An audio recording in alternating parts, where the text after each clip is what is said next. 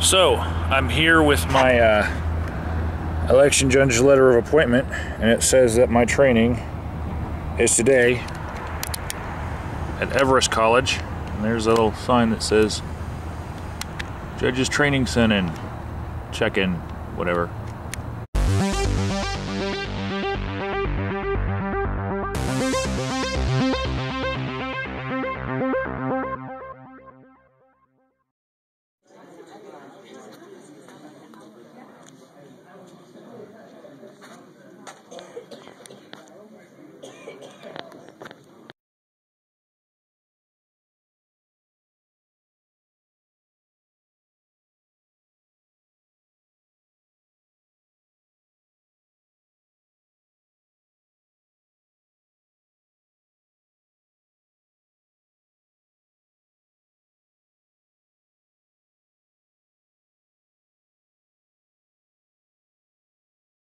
So, morning training's over, and I had to go to the next building because that's where they're having the lunch. I got this nifty election judge training manual. It's pretty thick. And they also gave me the polling place coordinator bag. It is now in my custody till after the election.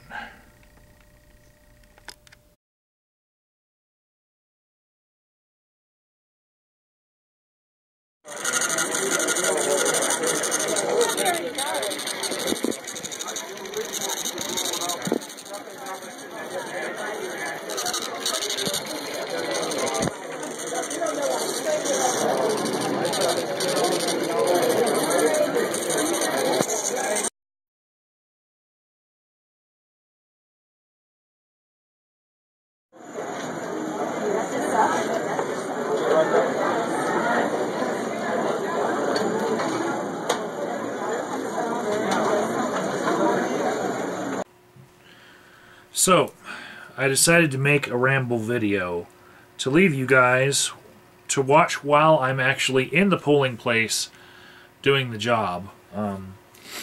But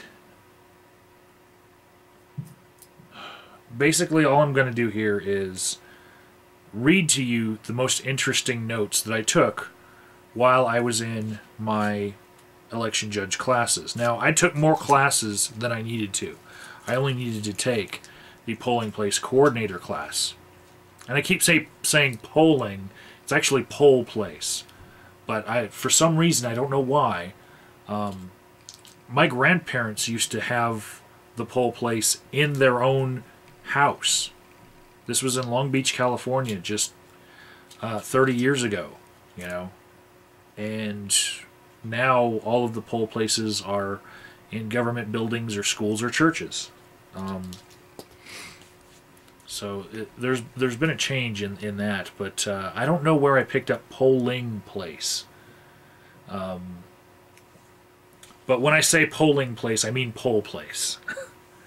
Anyways, I only had to take poll place coordinator classes, but I took a class on the provisional ballot judge and the AccuVote.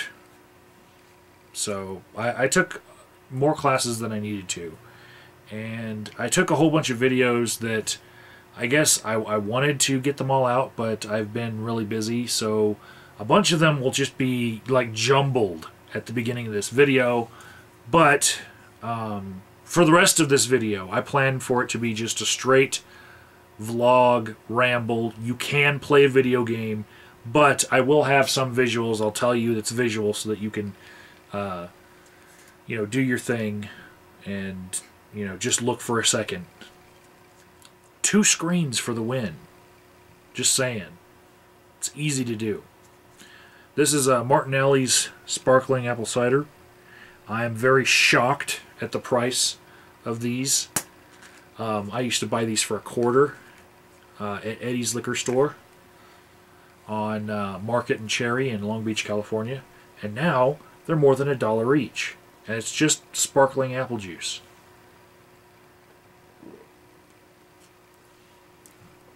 But it's good. It's so good. Yeah.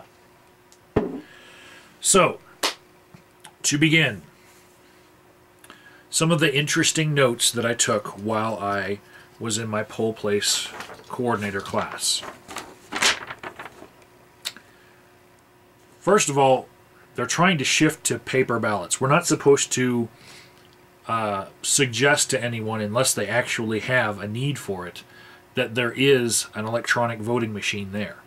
And my mind immediately went to like conspiracy theory, like people don't like paper ballot, or not having paper ballots, because they could, change the vote on the electronic device. But that was before I got trained on the electronic device. That is bullshit, and I'll get into that later.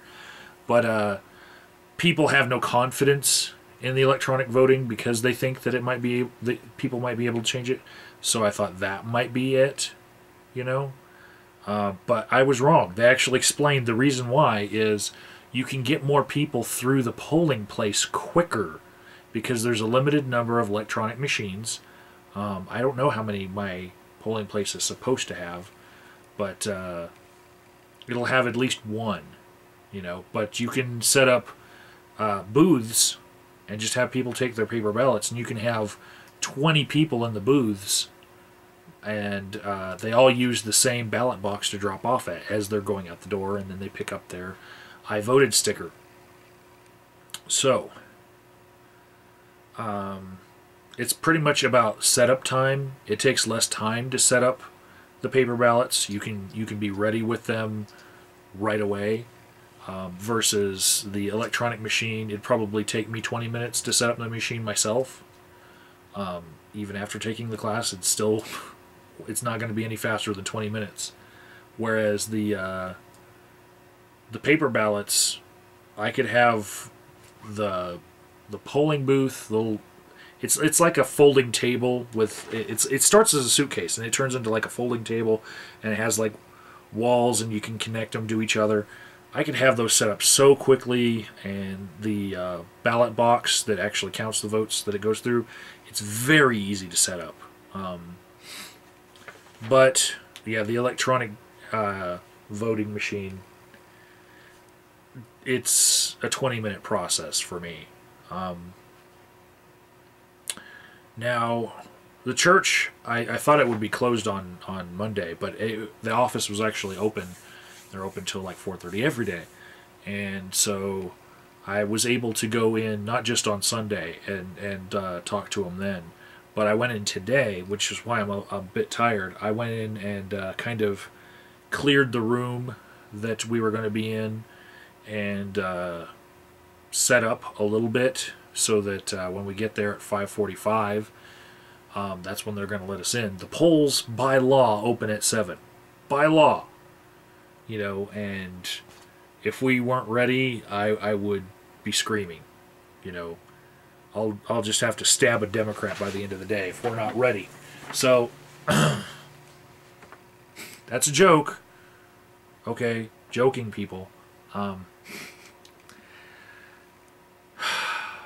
So I was there just setting up. I got like a basic layout, but I didn't set up most of it because they might still want to use that room tonight, I guess, because they have like Bible study classes in there. First thing in the morning, we're supposed to sign the oath of the judges, and apparently student or like young youth election judges, they are also supposed to sign the oath of the judges. Anyone who's going to have anything to do with anything in there has to sign the oath of the judges, and that's the first page inside the paper polling book when we get there. So I know where that is. Next, there are X number of bags labeled B. Now, I got sent home as the manager of the polling place. I got sent home with a bag like this with a P on it, which is actually, I can tell that it used to be a B, and then they like cut the this part off and made it a P, but like I can still see like the fading, where it used to be a B bag. Well, B stands for ballot, and apparently, like Pokemon, you're supposed to find them all. you know. And they say that the first call that they get in the morning, they do not want it to be, I don't have all my ballots. They want people to find, like, look, because they're there, you know. That's easy enough. And then these are people that have done this before. These the clerk and recorder staff. So they know the common things. So they say, no, it's like Pokemon. You just got to find them all.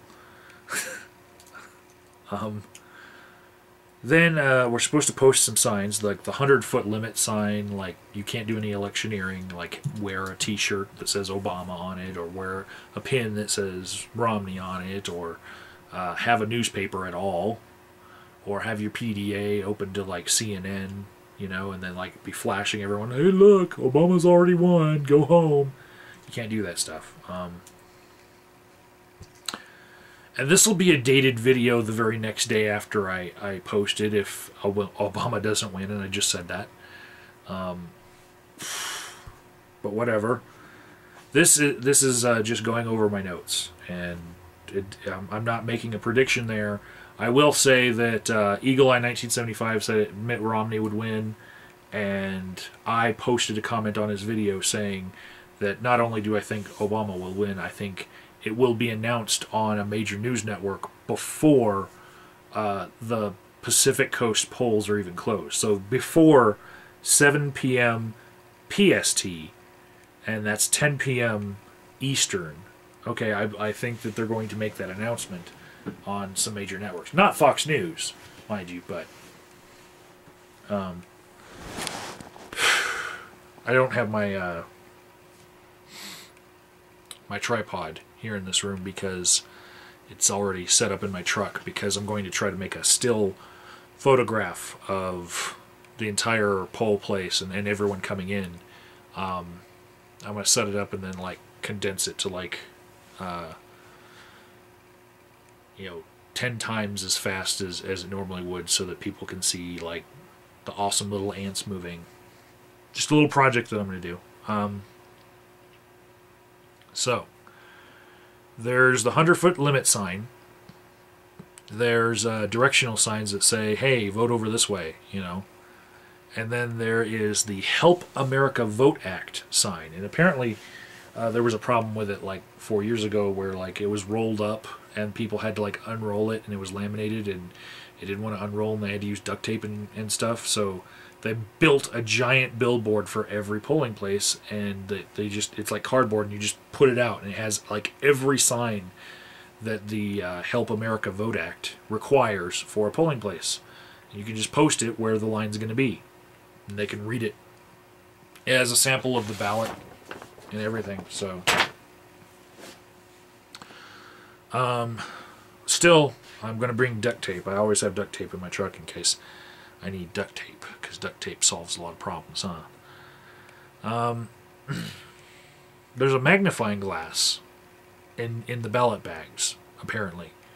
And if somebody needs a magnifying glass in order to see on the paper ballot, you know, the things that are on the paper ballot, they could be using the electronic assistance machine and just use the magnification feature. But apparently people are insisting on paper ballot and insisting on just using a magnifying glass because they feel more dignified that way than using an electronic machine. And apparently it's very important that we go in order of ballots, because they try to simplify everything, and if you follow their instructions, like giving someone ballot number 1 first, instead of like haphazardly picking through. They say, like the cow eats the cabbage. Don't be the cow that eats the cabbage by going all through the field and eating like every third one. Hand them out in order, and then the math will be easy later on. So, hopefully. Then I got some numbers for some people in case I have problems. Like specific problems go to specific people. I got a lot of phone numbers in this class. Like if anything goes wrong, I know who to call.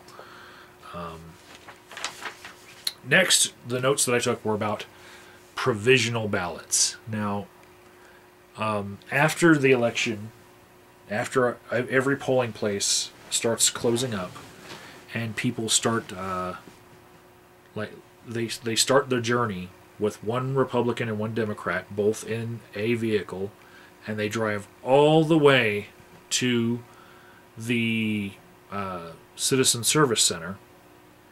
It's where all of the votes are going to be tabulated. Provisional ballots are those that, like, people didn't have their ID, or they were listed as having already voted when they didn't, whatnot. They can say, I want a provisional ballot. I want to vote. And we're not supposed to turn anyone away. They just get a provisional ballot.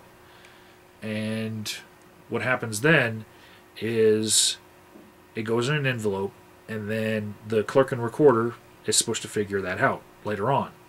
And that period of time between 7 p.m. when the polls close and when they have results is called the canvass period. And during that canvass period, apparently, they look up DMV records and all sorts of things to try to prove that whoever it was that wanted to vote actually was eligible to vote. Or, they try to track down people who are serial voters, like people who are obsessed with voting.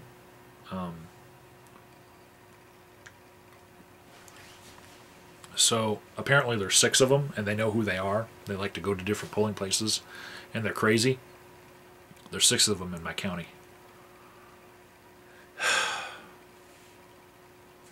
Anyways, the next interesting thing that I learned was that provisional ballots, 85% of them become actual real vote ballots that are actually counted on that night. 85% of them. So there isn't this huge voter fraud thing going on that isn't completely under control. They know what's going on. Most of them, like, if they don't have their ID and they just want the provisional ballot because they want to get in and get out and they just forgot their ID, they get found to be actual eligible electors. So, yeah, I'm finding out that voter fraud is not a very common thing, and that the clerk and recorder is on top of it. So, now, there's this other thing that I learned about that I didn't know about before. It's any eligible elector can challenge any other elector by saying that person, I want to challenge them as a voter. And then there's this form that they have to fill out, while they're at the polls. And as they fill out this extra form, the elector that wants to vote and is being challenged must sign that piece of paper. And if they don't get a ballot. But if they do, it doesn't affect what kind of ballot they get. They don't just go to a provisional instead of a real one. But if they get challenged, basically the DA will be following up, as to why somebody was in the polling place challenging people, and are these valid challenges? Or is this person only challenging certain race of people? Or did this person challenge for the right reasons? And in the class we learned that a lot of times it's an ex-wife or a neighbor that didn't like you, and they come and wait for you there, and then when you have your ballot in hand, they say, I'm going to challenge that person because he's moved, and I know that he's moved, and I know that he voted in another county because I saw it in his mail. He had, when he got his mail out of his mailbox, he had a mail-in ballot for another state, and so people challenge people like that, and they're vindictive, I guess. And I guess I will see if any poll watchers or electors that want to challenge people show up. Now, when people get their ballot and they sign the ballot log when we first get there, their name is shouted out. It's like an old law that you must shout their name when they sign the book. And I think that's so that, like, if anyone is inside the polling booths and they hear this name and they're like, hey, wait a second, didn't he move 2 years ago? They might be able to challenge that voter right then and there. So, yeah, there's some archaic rules that still serve a purpose. Now, the rule about whether or not somebody is supposed to vote in that polling place is if the voter moved after October 7th, they're supposed to vote in their old polling place, even though they've moved between October 7th and the election day. If they moved October 6th or before, then they're supposed to be in that new place.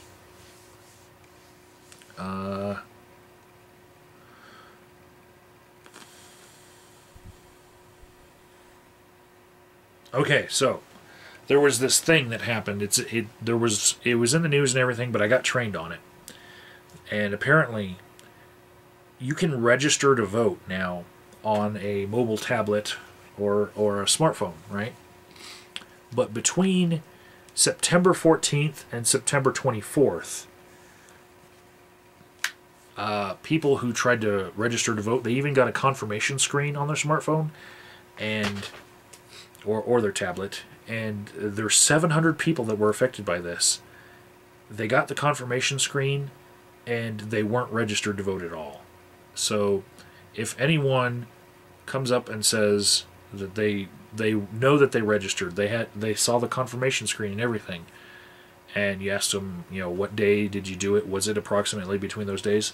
The provisional ballot folder was actually changed this year just for that, because they want to see if they catch all 700 people that they know were affected. So, and they know exactly that it was 700 people affected by this glitch. So,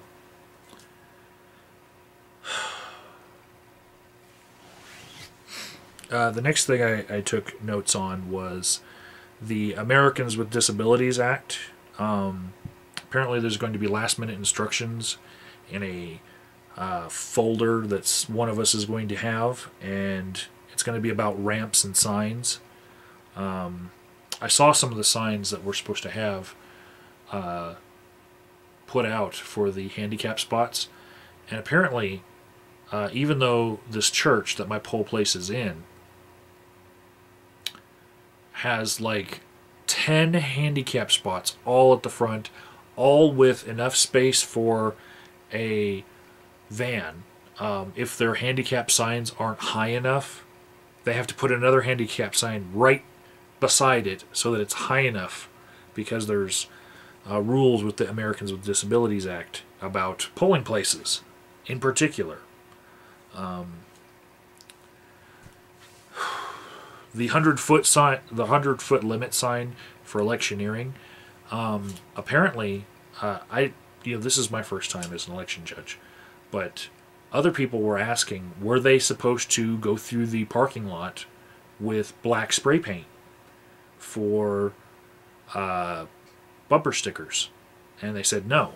But that was a thing that happened in the past, that someone would park within the 100-foot limit, like at the closer handicap spot, and they were only parking there in order to have a car with a bumper sticker for the person that they were voting for, or the issue. So the election judges would go out with black spray paint and spray right over the offending bumper sticker. Now, since my whole place is a church, and you all know from my previous videos that I don't like the fact that I'm basically having people vote in a place where they're going to be influenced by the church, because I know what poll place priming effect is, and it affects me more as an atheist to see people affected in their votes this way. I'm going to have in the parking lot my truck, which has this bumper sticker on it, freedom is the distance between church and state, and it doesn't address anything that would be covered under electioneering, But it does remind people that they don't have to feel pressured just because they are voting at a church. In fact, I'm openly defying the little crossroads between church and state, that we are voting in a poll place that is in a church. Now, another thing I learned was that cell phones are actually allowed. You're allowed to take your cell phone into the polling booth. And when I went to early vote at the mall, I was actually told to turn my cell phone off. The person there apparently didn't take the same class as me, and there was a greeter just telling everyone turn their cell phone off. And I was getting video of the outside with my camera, and they didn't tell me anything about my camera. They just didn't want my cell phone on. And I found out that what I experienced is actually not the law, and it's not what people are trained to do on Election Day. You can have your cell phone if you need it because you need to look something up. And then I got a number if the touchscreen machine is broken. Now, I took notes on a different day.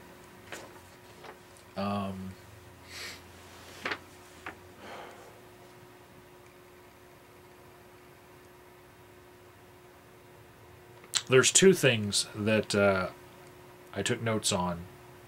Well, there's three. I made a video about one, which was the Ron Paul. He's not on the ballot. He's not on the write-in list as a certified candidate for write-in. So every time somebody votes for Ron Paul write-in on this ballot this year, which will be very popular, and in fact I know some people who've already done it before I shared that information. That vote doesn't count because he didn't certify himself as a write-in candidate. The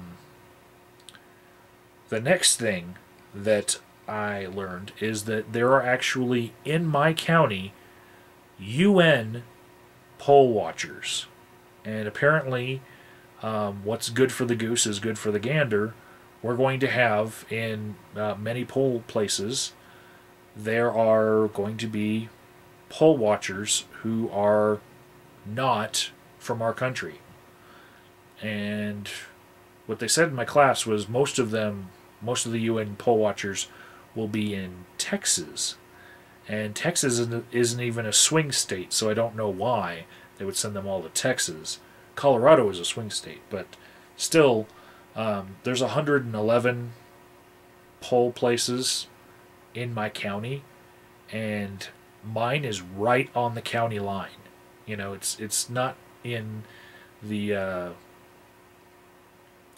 population center. I wish it was, because the BBC is going to be doing all of their coverage of the poll places from Colorado Springs, and I have to drive all the way out to Monument in my county in order to take part in all of this and participate as a poll place coordinator. And I love the BBC. They have really good programming. So I would have been tickled just to be able to see a BBC microphone in somebody's hand. That would have been awesome. And I guess the last thing that that I thought was really strange is I'm probably going to experience, because of the rural area that I am in, there will be people that will be open carrying firearms while voting, and it's not up to the county clerk and recorder. It's not up to the police whether or not somebody can open carry in a church. It's actually up to the church itself, and I imagine that's a lot bigger of a problem in Texas, but we do have some open carry nuts around here, especially in the rural areas. So I'm guessing I'm probably going to see that, and I don't know. after the Aurora shooting, it's like, it's something to think about. You know, do you want people open carrying in a place where if someone went crazy, you know, at least other people are open carrying, and they can fight them off before, you know, everybody gets shot, and somebody goes through multiple clips and goes back to their car for more ammunition.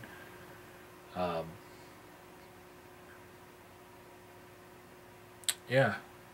So that's all the notes that I have for my class. I did want to show you a few things, though.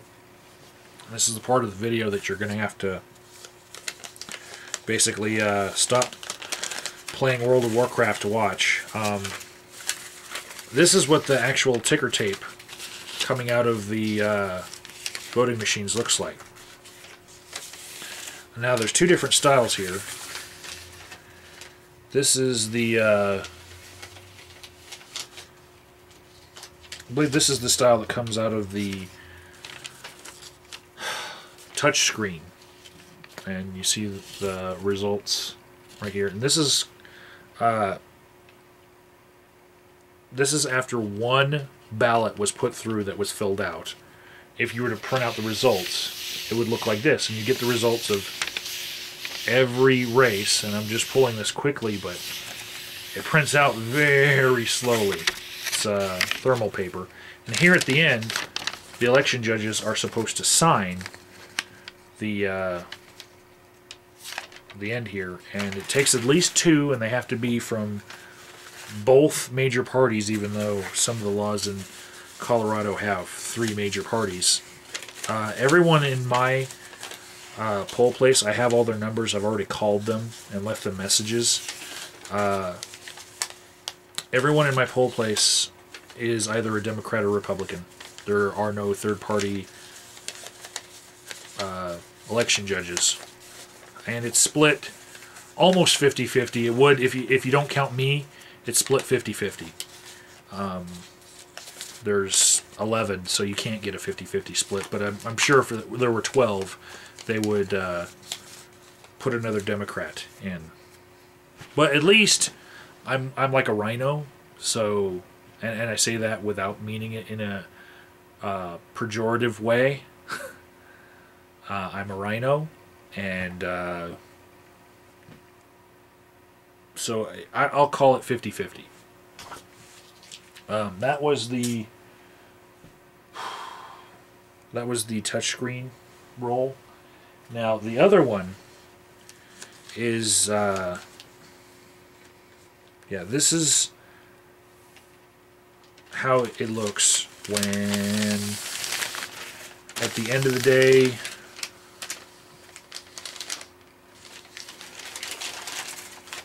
let's see, hold on.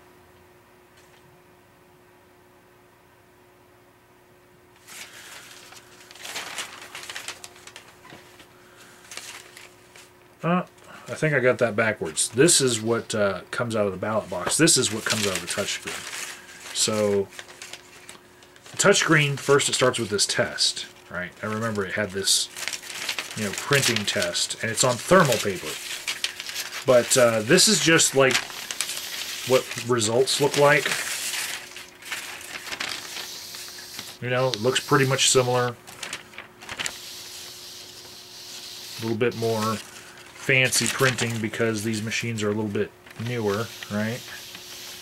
And at the end, once again, you have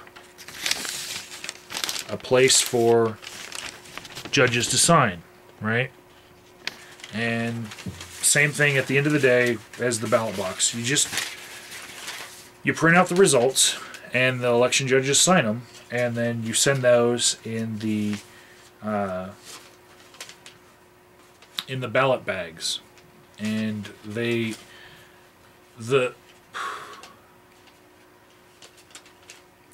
touch screens and the ballot boxes both have paper trails.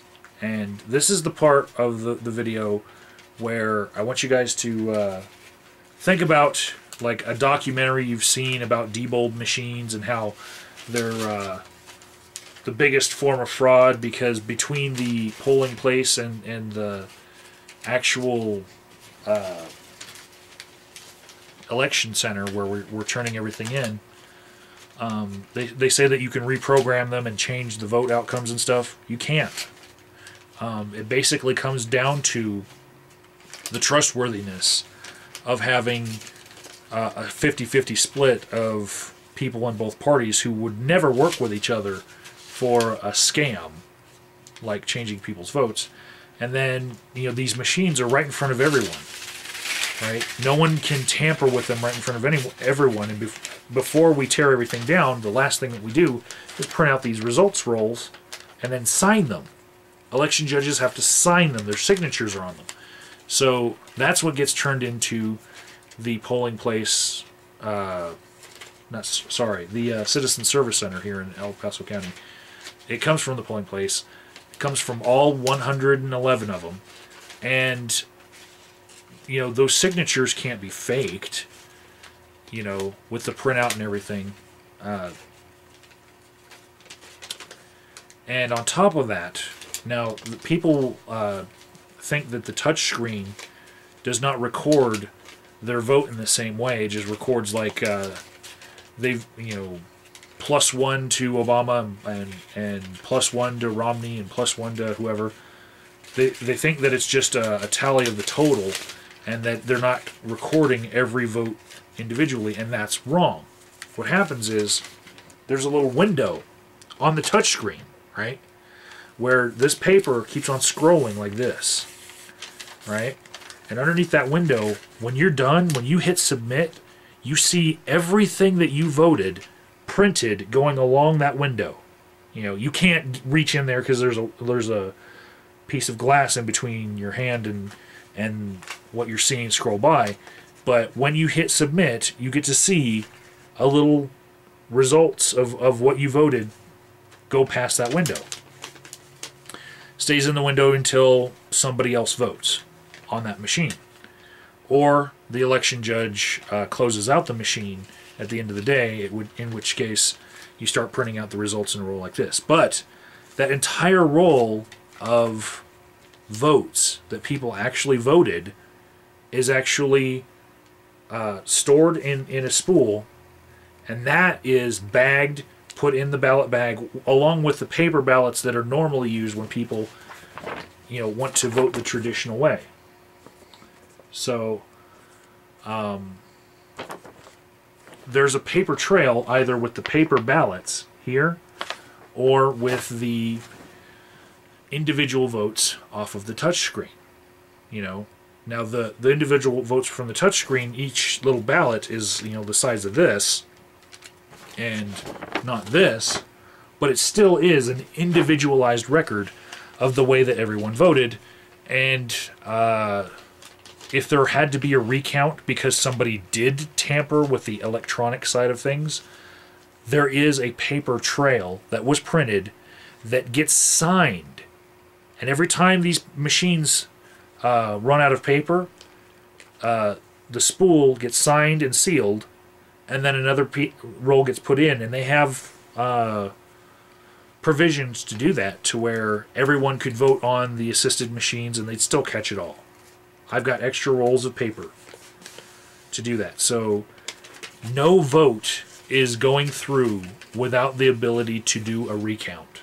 There is no purely electronic vote at all. It's just two different forms of converting it into electronic results.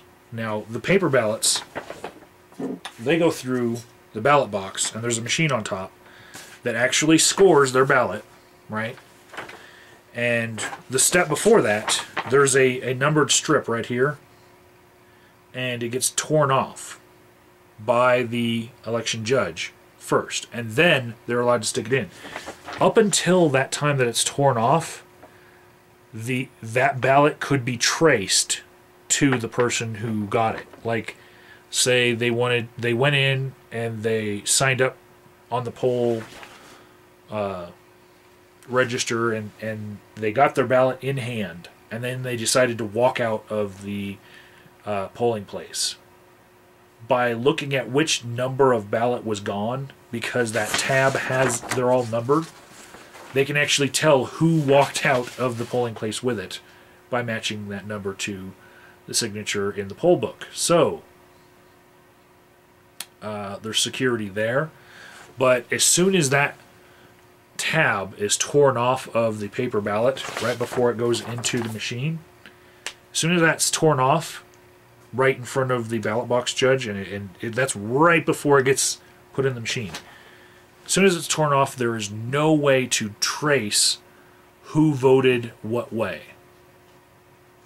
That would be a lot of CSI, matching the tear marks on perforated paper to try to determine which perforated tear marks match what. That would be an astronomical feat for somebody to match that up. So we just consider it to be impossible, and that your vote is completely anonymous. It could be that there's something that could be done very easily by some lab somewhere that could match your ballot to your name in the poll book, but it'd be spending millions in order to find out something that was not a very useful bit of information for those millions. So I still consider this to be pretty anonymous. And the touch screens, pretty much completely anonymous. You could go by the order of what was in the spools, I suppose, but there's actually, like, if two people signed up for touchscreen and one of them like cut in line in front of the other one, there'd be no way to tell that one person cut in line in front of the other one, because there is a little activation card that only gets programmed for once for each person. They slide it in like a credit card, okay? And the pictures of this I will just throw at the beginning of this video. You won't know what it is when you see it then, but it has that little microchip in the card, and it gets programmed so that, once they vote, they can't stick the card back in and vote again. It's basically a one-use programming. And then that they give it to the assisted touchscreen judge, and then he takes a stack of them back to the receiving judge, who has the programmer around his neck. And it slides in. It looks like a calculator. And I know how to program them. And if there were ever somebody who programmed them without there being a voter for that use, it would come down on the election judges, because the number of people who sign up to use the touch screen in the ballot box and with the little receiving paperwork that they get, that number has to match the number of votes that happen.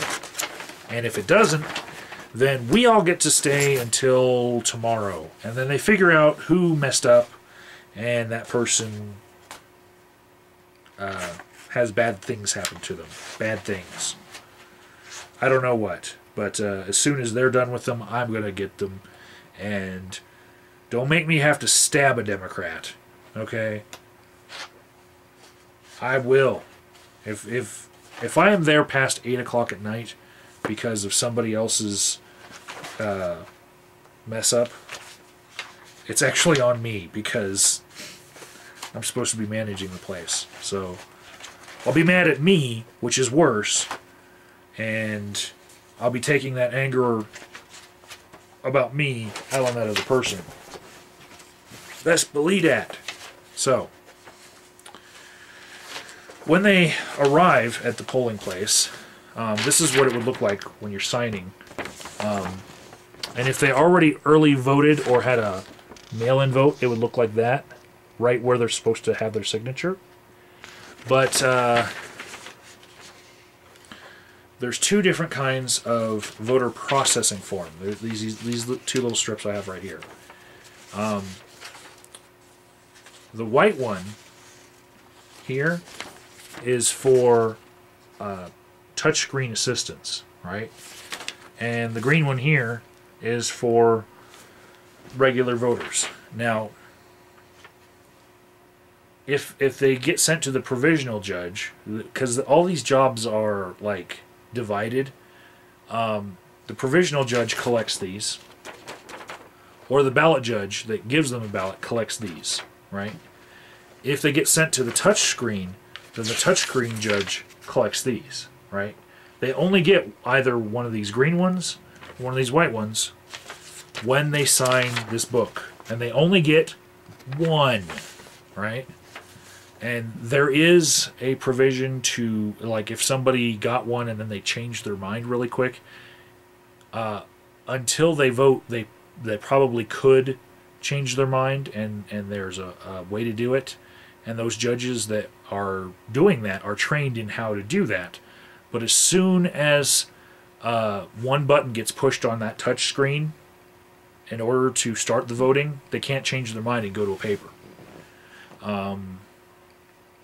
And then as soon as they get a paper, you get 3 chances to spoil a ballot, right? And when you spoil a ballot, like the third chance is it. A spoiled ballot would be like if somebody filled in for yes or no, they filled in both circles. So we don't know how they voted. And when they try to put it in the machine's going to kick it out. Okay? So, and it'll also tell the person operating the ballot box why it was kicked out. It'll say spoiled ballot. And at that point, they're supposed to be handed back their ballot and told, you made an extra mark somewhere. Do you want to go fix it by spoiling that ballot and going to get another? Now, a spoiled ballot, there's an envelope for them, and they can track how many spoiled ballots there were. And at the end of the day, it all has to add up. There's paperwork to fill out at the end of the day where every ballot is tracked and either connected to a person or spoilage.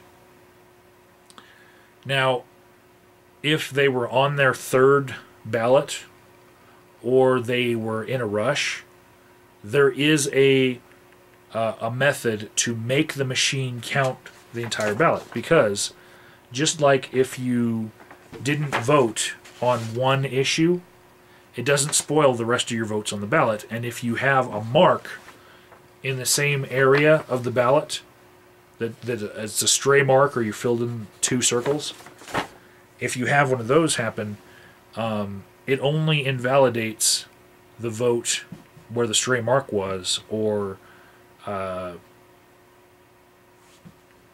where you had 2 filled in where you were only supposed to have 1. Everything else about the ballot counts if you force it through. And the method for forcing it through is very, very simple. And I will tell you all this method because it's not proprietary at all. Hold down the yes button. And basically you have to unlock part of the ballot box. And it shows the yes and no button on the front. You have to hold down the yes button. And then it will take everything, whether or not it's spoiled or not. So you kind of want to encourage someone, if they spoiled their ballot, to go fill it out again so that every bit of their vote counts. But if they're in a hurry and they insist on jamming that thing through the way that they filled it out, you just hold down the yes button and it works. Let's see. What else about that? Ender cards. At the end of the day, there is a card to run through the ballot box, and it's a special card. It's in an envelope. I have it, and it closes out the poll. And nobody better get in my bag and run the ender card, or else I'm going to stab a Democrat. How many times do I have to say, I will stab a Democrat? Whether or not it was the Republican at fault. We're just going to stab a Democrat. Yeah. if somebody runs the enter card before the day is through, we basically have to call down to the polling place and get them to restart the ballot box because they are pre-set up, pre-programmed, and the enter card basically closes it out after the end of the day. And that's one of those protections that you can't restart the machine with very simple hacking. You know, once the ender card goes through, the machine won't work anymore. It won't collect results anymore. You can't edit the results anymore once the ender card goes through. And it kind of like a ballot like this, only has a special code, and you run it through, and it closes out that machine and locks it. You know, I'm sure that some conspiracy theorists out there probably think that the people hacking it probably worked for Diebold before, and they're disgruntled employees, and they've shared the way to hack it with Anonymous, and all sorts of bad things are happening. But no, they're locked. A Democrat and a Republican from that polling place drive it back to the Citizen Service Center, and then it all gets dropped off directly. And those people that are going to be driving it back, I'm going to pick them at random. It's my job to pick them. Okay? All I have to do is make sure one of them's a Democrat, one of them's a Republican. They're going to drive back all the ballot bags, too. Those ballot bags were sealed, and there were signatures involved with this, and seals, numbered seals, where these zip ties have unique numbered sealed plastic parts on them, and without and then there's a log with signatures where the seal number is written down. You can't fake that easily. My confidence in that is extremely high. After taking these classes, I do not think that it would be possible to fake the election in El Paso County. And it's a strange thing that I don't like that here I am running a poll place in a church, but if you are going to have 111 poll places in one county, you're going to start running out of government buildings, and you're going to want to start going to churches. Well, first, I would hope that they looked at every school that might want it. But, see, schools actually can decline to become a poll place because, even though they're government buildings, the superintendent might be really afraid that something like Columbine would happen while the students are there. And so, even though they like the students to be able to learn, their primary concern is complete security of their school grounds. So it's harder in Colorado to get a school to agree to have a poll place at it.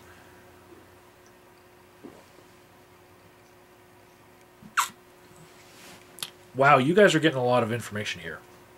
I'm going to end with this. I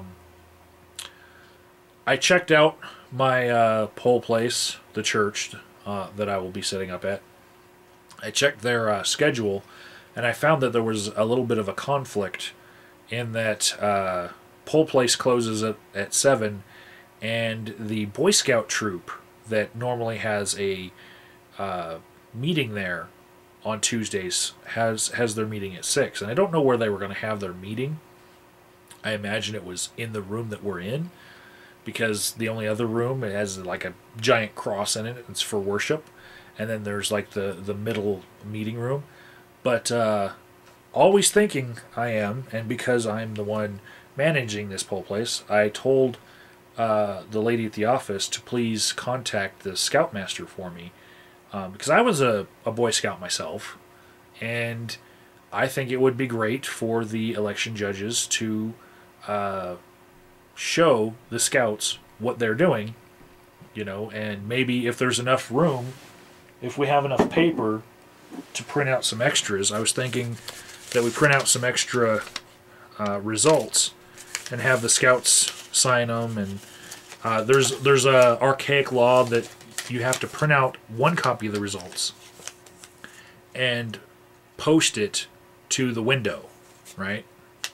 And I figured that it would be nice, for the scouts to be able to do something ceremonial and simple like that, and maybe help us tear down the polling booths, and because they're young muscle, and maybe I was thinking a little bit selfishly on that side, but we can turn it into a learning experience for them, where they can see the ins and outs of how these machines work. And it wouldn't take that much to explain it to them, and I'm sure they'll have questions. They're young minds, they're Boy Scouts, so yeah. I coordinated and told the lady at the church's office to please have the Scoutmaster just come over and talk to me, and his meeting starts at 6, and we have to close the polls at 7, and right when we close the polls is when the learning experience begins. So I told him, just have the Scoutmaster come talk to me. We'll get those scouts a very cool learning experience that only happens once every 4 years. And at the Citizen Service Center in the center of the city, there is already a Boy Scout troop there that is getting a huge learning experience, and they're being used for young muscle because when the cars pull up, there's this hill where all of the Boy Scouts are being used to take all of the equipment out of the back of the cars when they pull up, so that the polling place election judges who've been working since 5:45 in the morning, they don't have to do any extra work of unloading their car. There's an entirely different group of people there that will take all of the ballot bags, all of the results, and there are people that, they tell the scouts exactly where to put the stuff.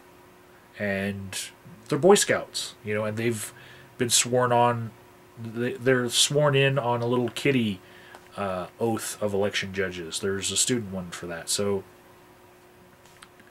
yeah, not much room for election fraud at all. I expect everything to run smoothly. Like I said, if it doesn't, I'm going to stab a Democrat.